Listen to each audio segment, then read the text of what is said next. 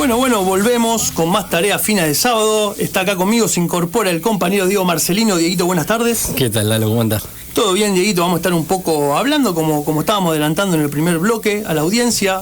Se cumplió 51 años del Rosariazo, que se dio el 16 de septiembre, el segundo Rosariazo. El segundo.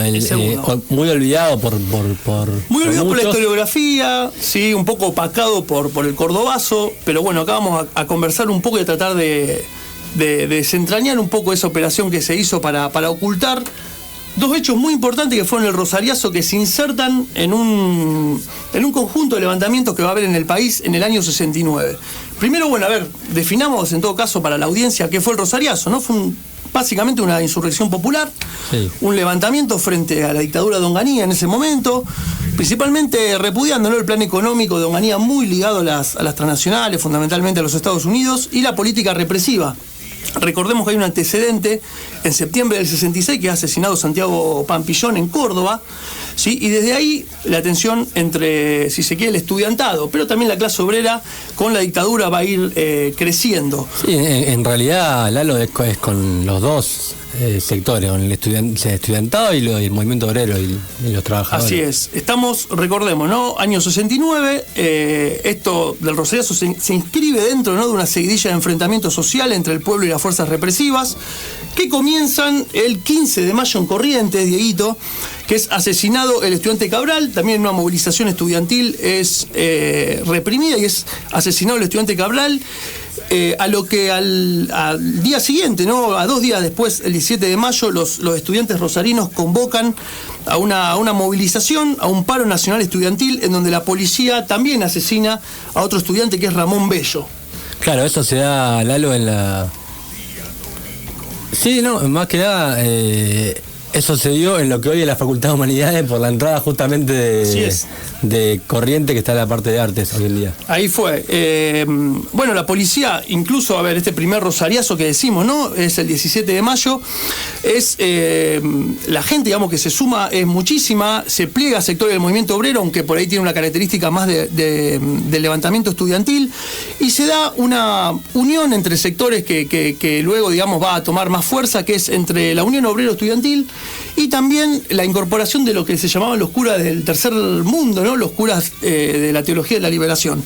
La policía incluso llega a replegarse y tiene Onganía que enviar al ejército para aplacar un poco la situación social.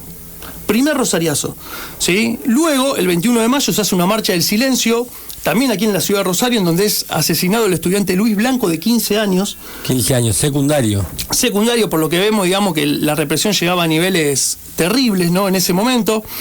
Luego tenemos a pocos días... Y en el caso, te recuerdo, sí, en el caso de Blanco, es un estudiante secundario que aparte es trabajador metalúrgico. Así es, por eso la UOM se encarga, ¿no?, de bancarle, ¿no?, a la familia el funeral. Por eso digo, empezamos a ver esta unión entre estudiantado y movimiento obrero, que no sin contradicciones, ¿no? Luego se van a agudizar esas contradicciones, pero vemos que en la lucha, ¿no?, por enfrentarse a la dictadura y a su modelo económico y social, se unifican estos dos sectores que luego van a entrar en algunas contradicciones. Tenemos 29 de mayo, pocos días después, el famoso cordobazo, ¿sí?, en el marco del paro nacional que decreta la CGT para el 30 de mayo, ya un día anterior. Recordemos que las fechas son, estimativas, ¿no?, porque esto es un proceso de días. Son procesos políticos y sociales que van desencadenándose y tienen... tiempos que no son los de un día ni una hora. Esto dura varios días y después del cordobazo vuelve a emerger la protesta social y la lucha el 16 de septiembre, ¿no? 16 de septiembre del 69, la CGT de Rosario anuncia también un paro general con movilización, donde columnas de obreros marcharán al centro de la ciudad. Se dice que arriba de 30.000 obreros y estudiantes, que terminan haciendo una cifra de gente de 250.000 personas, que para ese momento era muchísima. Sí, y que aparte, Lalo, de ser obrero, también había algo muy de los barrios, que venía desde abajo. Incluso cuentan algunas crónicas que se habían dividido en diferentes grupos que venían de diferentes lugares de la ciudad: zona norte, Arroyito, metalúrgicos, obreros de la fraternidad, molineros telefónicos. y así por cada zona, la gente de los obreros de la carne del SWIFT, de la zona sur. Vemos que emergen de todos los barrios de Rosario hacia el centro, claro. Por lo que se ve también un nivel importante de organización, o sea, no algo espontáneo, sino que había una organización del movimiento obrero que acaudillaba esta insurrección popular tan importante del Rosariazo. Estos hechos que efectivizan de alguna manera la Unión Obrera Estudiantil, principalmente el 16 de septiembre, ¿no? Donde vemos que a este paro convocado por la CGT se suman los estudiantes y, bueno, podemos por ahí recomendar algunos textos, como por ejemplo el de Beba Valvé, que desarrolla también un poco el Rosariazo, pero no hay tantos trabajos historiográficos sobre eso.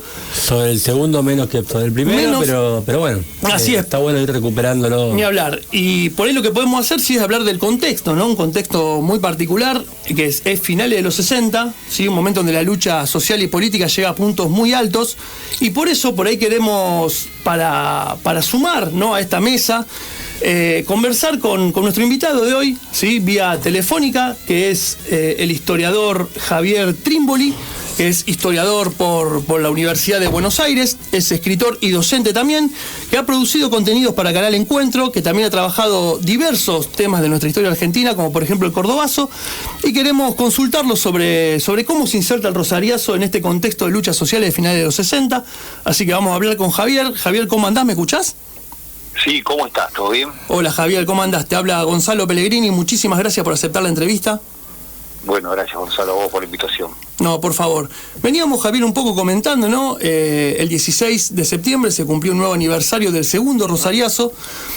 Somos de aquí de Rosario, entonces, bueno, es una fecha que queríamos recordar. Estuvimos un poco acá con Diego conversando sobre los hechos que se dan, y queríamos por ahí preguntarte, sabiendo que vos has trabajado el contexto, ¿no? Por ahí poniendo la lupa más sobre el Cordobazo, pero para comentarle un poco a la gente cómo se vivía en aquellos finales de los 60, principalmente con las luchas sociales, y cómo se inserta, y esto te lo hago como primera pregunta, el Rosariazo en el contexto de finales de los 60.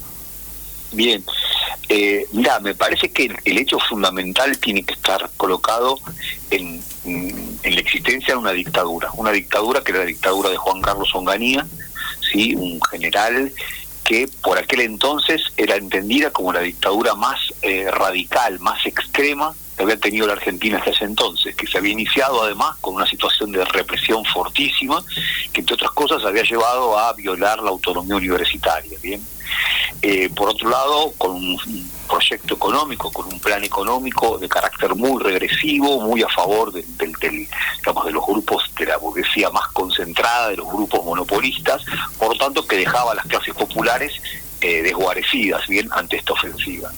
Digo esto porque, claro, esas enormes manifestaciones que tienen lugar durante el año 1969, pero que después van a continuarse hasta el año 1973, bien, son movilizaciones que realmente son insurrecciones populares, como pocas veces se han visto en la Argentina, sobre todo digo por su continuidad, por su magnitud, por su expansión en el mapa de la Argentina, ¿no? Claro, pues estallan en varios lados del país, ¿no? ¿Cómo? Disculpame, perdón, Gonzalo. Estallan en varias provincias, ¿no?, las insurrecciones. Claro, eso, yo digo eso, Tucumán, Corrientes, Rosario, por supuesto, Córdoba, el Chocón, Malargüe en la provincia de Mendoza. Claro. Quiero decir, es un mapa que se expande realmente, está lleno de pequeños focos insurreccionales, que lo que ponen a las claras es que la Argentina se ha vuelto ingobernable bajo las condiciones de una dictadura, y fundamentalmente, o mejor dicho, de la mano de esa dictadura, la proscripción de Perón, ¿no? Claro. Perón ha sido derrocado por el golpe de Estado, ¿no?, de septiembre de 1955, la tremenda revolución libertadora, también llamada revolución fusiladora. Así es. Bien, a partir de ese entonces Perón es proscripto en la escena política argentina. Claro. Por lo tanto, es el líder del partido mayoritario, pero no se puede presentar a elecciones. Eso lleva a una situación de ingobernabilidad y de resistencia popular muy, pero muy alta. Claro. Digamos, no se puede separar, y esto me parece muy interesante, lo que es la resistencia peronista a partir del 55, sí, con el 69, digamos, por más que hayan pasado varios años, digo, claro, la resistencia del pueblo tiene una conexión. Inclusive el 16 de septiembre del 55 en Rosario se resistió a la Libertadora. Está el famoso de Villa Manuelita, ¿no? El famoso graffiti, ¿no? Dice, ¿cómo le dice? La dictadura acepta la potencia extranjera. Claro. Sí, pero Villa Bonita no, o sea, la única que no acepta, o sea, deja en claro que Villa Bonita no acepta la legitimidad de la dictadura. Así es, incluso el ejército, ¿no? Leal a la Libertadora, no puede ingresar a los barrios a retirar los bustos de Perón y de Eva, y una resistencia que inclusive Perón cataloga a Rosario como capital del peronismo, digo. Claro. Y varios años después estalla Rosariazo. No te decía que hay algo que es muy interesante, que es lo siguiente. Claro, muchas veces vemos la historia argentina de manera desgajada, ¿no? Entonces lo que ocurre, como vos decías recién, en 1969, parece que no tiene nada que ver con lo que ocurrió en 1955. Claro. Y me parece que si uno coloca el hecho de 1969 en una perspectiva más larga, que entronca con la crisis política argentina que se desata con ese golpe tan importante que es el golpe de 1955, que además, y me gustaría agregar esto, Gonzalo, si me permitís, ¿qué ocurre? Si en el 55 un golpe militar se pone en contra, por supuesto, a las clases trabajadoras que tienen como líder indiscutido a Perón, en 1966 la dictadura de Onganía lo que hace es enemistarse con las clases medias. Claro. Entonces ahí se produce algo novedoso. Se trata ya de una dictadura que no solamente se enajena el poder de las clases populares, ¿no?, que ya lo tenían, por supuesto, como oposición desde 1955, sino que ahora también rompen con las clases medias. Violar la autonomía universitaria es una afrenta, bien, a uno de los símbolos más preciados de las clases medias. Así es. Eso lleva a qué cosa? A que del año 1969, y eso se ve fundamentalmente en el primer Rosariazo, no tanto en el segundo, bien, pero también se ven corrientes, en Córdoba también, pero insistiría de otra forma, obreros y estudiantes parecen marchar por primera vez en la historia argentina juntos. Ahí va. Es una cuestión que habíamos señalado con Diego, que nos parece muy interesante del periodo, ¿no? La famosa Unión Obrero Estudiantil que se sella en estos años de finales de los 60, justamente. ¿Diego? Totalmente, sí, claro, perdón, disculpame. No. ¿Cómo estás, Javier? ¿Todo bien? Diego te saluda. Había una de las preguntas que nos habíamos más o menos planteado, que está bueno porque entronca con lo que vos venís diciendo. Digo, ¿cómo analizabas vos los intentos de salida democrática que tuvo de algún modo el régimen, o lo que gobernaba en ese momento, desde el golpe hasta fin de los 60, que justamente son los intentos de Frondizi y de Ilia, ¿no? Dos intentos. Claro. Uno apoyado por Perón, otro no, pero bueno. Bien, sí, yo ahí te diría que el gran objetivo, ¿no?, después del derrocamiento de Perón, de la Revolución Libertadora, luego de los bombardeos del 16 de junio de 1955 sobre la Plaza de Mayo, y una represión que se extiende en todo el país en 1955, como recién decía Gonzalo, el golpe del 55 fue resistido y fue duramente reprimido. Aún no tenemos un listado preciso de la cantidad de muertos, de las víctimas, ¿no?, que produjeron que produjo esa represión. En Rosario, el golpe primero. En Rosario se habla de 300 muertos. Se habla de 300 muertos. En el 55. Claro, claro, falta a nivel país, ¿no? Porque hasta hace poco tiempo poco se hablaba de esto, ¿no? Parecía que había sido un golpe que había pasado fácilmente, y todo lo contrario, ¿no? Claro, fue un momento cumbre, ¿no? Diría. Pero, a ver, quería decir lo siguiente. El objetivo de la Revolución Libertadora, con los grupos civiles que lo apoyan, porque son vastos los grupos civiles que lo apoyan, ¿no?, desde la Unión Cívica Radical, en un primer momento de manera plena, hasta el Partido Socialista. Digo, hay una amplia coalición civil, bien, que apoya a ese golpe contra Perón, a quien se entiende simplemente como un tirano demagogo. El objetivo es desperonizar a la Argentina y desperonizar a la clase obrera, ¿no? Como que es la gran meta, cómo hacer para dar marcha atrás con esa identificación que las clases populares habían tenido durante esos años con la figura de Perón y con la figura de Eva, ¿no? Incluso se cuenta que hizo una suerte de exhibición de todos los objetos de riqueza que tenía Eva Perón, que por supuesto ya había fallecido en 1952, ¿no? Y de esa manera intentaba mostrar cómo Eva, que era una abanderada de los humildes, sin embargo había hecho tantísima riqueza. Sin embargo, eso que buscaba, ¿no?, desacreditar a la figura de Eva Perón, se convirtió en una suerte de santuario donde las clases populares iban a ver ¿no?, como las reliquias de Eva Perón, para seguir identificándose aún más con ella. Con esto estoy queriendo decir, la voluntad de desperonizar a las clases trabajadoras fracasó, y se notó rápidamente que ese camino era un camino que fracasaba. A partir de ahí la pregunta de Diego, ¿no? Primeramente la salida es con Arturo Frondizi, ¿no? Arturo Frondizi, hay elecciones para el año 1958, Frondizi se gana o intenta y lleva adelante un pacto con Perón que le permite tener una cantidad de votos que lo va a consagrar presidente de la Argentina. Ahora, luego en el gobierno lleva adelante una política que es totalmente contraria, bien, a la que los sectores, digamos, del peronismo y las clases trabajadoras hubieran apoyado. Por lo tanto, esa salida fracasa y en 1962 ya no tiene ninguna legitimidad. Ocurre luego en 1963, en octubre de 63, asume Ilia, y el Ilia asume con una cantidad de votos que es muy, pero muy escasa. Probablemente no haya habido otro presidente en el país que, yo diría sí, claro, en el caso de Néstor Kirchner, claro, no hubo segunda vuelta. Bien, ¿por qué? Porque el candidato que tenía que competir con él era Carlos Saúl Menem y se baja de las elecciones en esa segunda vuelta. Por lo tanto, efectivamente sube con un porcentaje de votos escaso. Bien, ahora en este caso los votos de Ilia eran pocos porque el gran proscripto era el peronismo. Bien, entonces son gobiernos de una débil legitimidad, de una débil, ¿no? Como que tienen pies muy pequeños para sostenerse en un país además altamente convulsionado, con una clase trabajadora muy combativa. Eso te iba a preguntar, Javier, la importancia del movimiento obrero organizado, ¿no? Porque a veces cierta historiografía ha dicho que estos levantamientos, el gordobazo, se han dado de manera espontánea. Sin embargo, cuando indagamos un poquito vemos que no, que había un nivel de organización de la clase obrera muy importante. Totalmente. Sí, eso es así, ¿no? A ver, yo diría, hay un sociólogo, Villarreal, se llama Juan Villarreal, que tiene un artículo muy interesante, viejo, de los años 80, 85, ¿no? Después de la dictadura, y él dice algo así como: la sociedad argentina, a partir del 45, pasa a ser una sociedad altamente homogénea por abajo,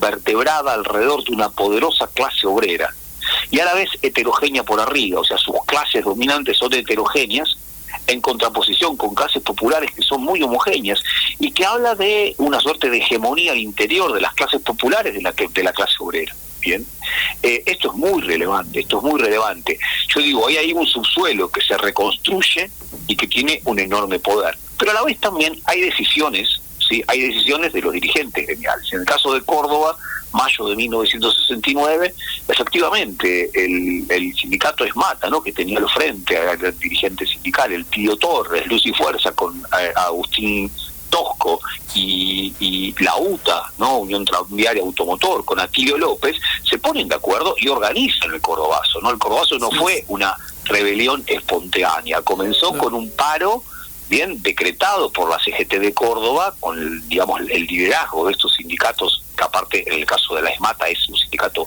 mayoritario, masivo, era en ese entonces de Córdoba, y con una movilización organizada, previamente organizada, ¿no?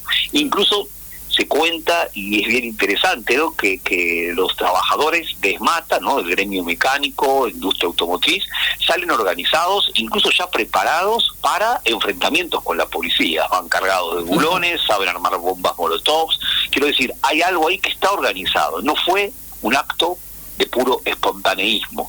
Lo mismo podríamos pensar en relación con el segundo rosariazo, me parece. Claro. Sí. Claro, esto es muy interesante, ¿no? Porque, bueno, decimos por ahí nosotros, hablando más de la coyuntura, ¿no? Vemos un campo popular por ahí fragmentado, pasaron muchísimos años, neoliberalismo mediante. En este caso vemos lo contrario, ¿no? Vemos una clase obrera que inclusive proponía un programa para todas las clases sociales del país. Donde pareciera que es al revés de lo que vos describís.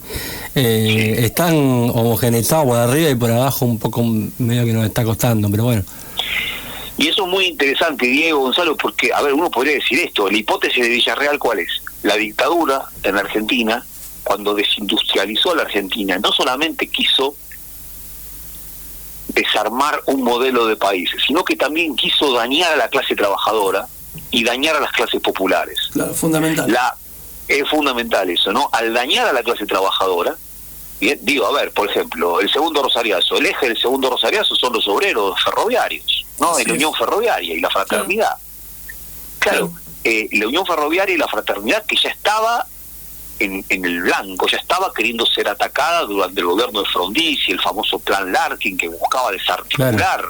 Ya estaba siendo atacada y había en pos de, a la vez de desarticular una clase obrera poderosísima, bien, los obreros del riel.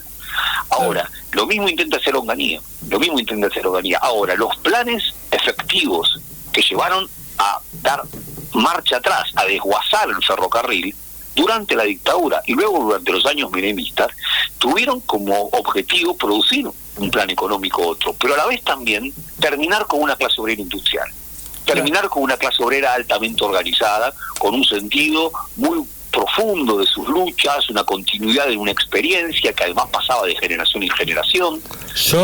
Claro, acá se ha producido una enorme modificación de las clases trabajadoras y creo que, para decir como planteaban ustedes, en esta coyuntura donde la robotización, ¿sí?, la tecnología ingresa y expulsa mano de obra y produce otro tipo de mano de obra ligada a la computadora, cada uno individualizado en su casa trabajando para el teletrabajo. Y claro, efectivamente es otro tipo de, hay otro tipo de trama, hay otra trama social ahí, ¿no?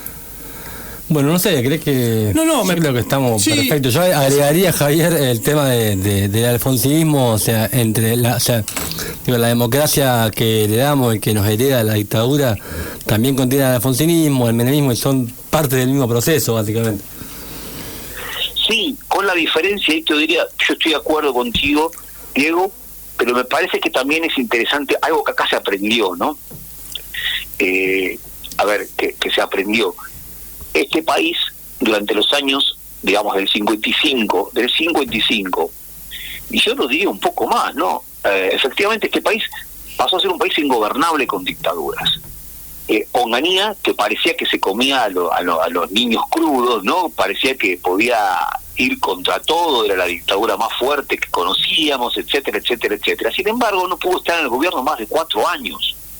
Y en el año 1969 tuvo un levantamiento de masas que probablemente sea de características, yo digo que es de características casi únicas, bien, en América Latina y en el mundo. No es, a ver, en serio digo, no, me parece que es un año fundamental de la historia occidental. Sí, porque luego Onganía, ¿no, Javier? Luego Onganía se va, sube Leviston, si no me equivoco, y después Lanuse, digamos, hay un replegamiento por ahí de la Fuerza Armada rápido, que termina en la vuelta de Perón. Y además, diría, el resultado es que efectivamente se tiene que permitir que el peronismo se presente a las elecciones en 1973, no, Perón primero vuelve en 1972, en noviembre, y después no queda más que permitir que el peronismo vuelva a presentarse a las elecciones y gane las elecciones.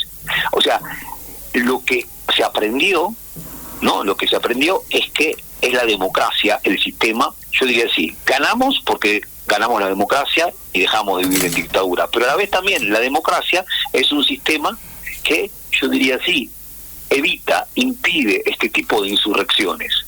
Bien, porque estas insurrecciones localizan muy fácilmente, muy contundentemente un enemigo, en ese caso la figura de Onganía, que lo representaba todo. Bien, en el caso de la democracia, por supuesto, se transforma esa posibilidad de visibilizar a un enemigo de esa manera. Nos quedaría hablar del 2001, pero estamos para el año que viene, ¿no? Sí, no, seguramente vamos a seguir conversando, Javier. Por ahí la última pregunta, como para ir cerrando, ¿no? A ver, un poco lo que veníamos hablando, ¿no? Digamos, la fortaleza del movimiento obrero y la situación no actual por ahí de debilidad, ¿no?, de los trabajadores, tiene que ver con, como vos decías, ¿no?, con el proceso de cambio productivo, pero por ahí para recalcar lo importante, ¿no?, que es un movimiento obrero organizado para el país, ¿no?, lo que fue para la estructura del peronismo y para un país totalmente distinto basado en la producción del trabajo y no en la especulación financiera. Totalmente, sí, plenamente. Aparte ahí me parece que es,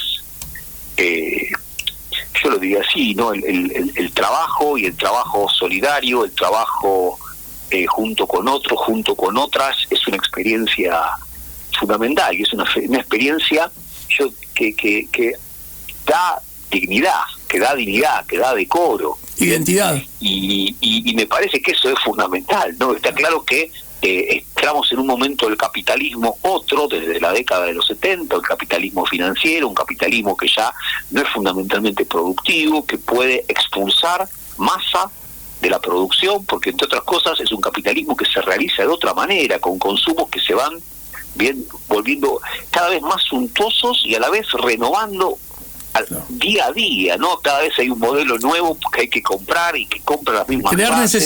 crear necesidades donde no las hay. Totalmente, creando necesidades donde no las hay y al mismo tiempo, entonces, desentendiéndose de la población. Quiero decir, hoy el movimiento obrero también es otro, ¿por qué? Porque es un movimiento obrero que se ha adelgazado muchísimo. Claro. Pensemos lo que era la Unión Obrera Metalúrgica en los 70 y lo que es la Unión Obrera Metalúrgica hoy, incluso en términos numéricos, lo mismo con ESMATA. Y a la vez también porque hay una masa de desempleados que es enorme. Claro. ¿No? Que es enorme y que funciona fundamentalmente, entre otras cosas, como una suerte de presión hacia los trabajadores, claro. Disculpame, Gonzalo. La presión hacia los trabajadores que están contratados, claro.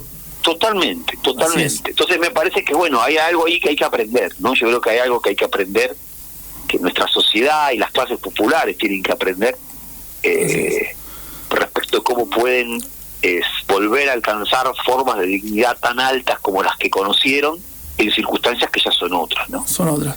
Bueno, Javier, la verdad que es muy interesante, te agradecemos muchísimo. Un fenómeno, gracias. Seguramente vamos a seguir conversando, espero que te hayas sentido cómodo, así que bueno, la verdad que fue muy útil esta exposición, así que bueno, Javier, te agradecemos muchísimo y seguimos en contacto.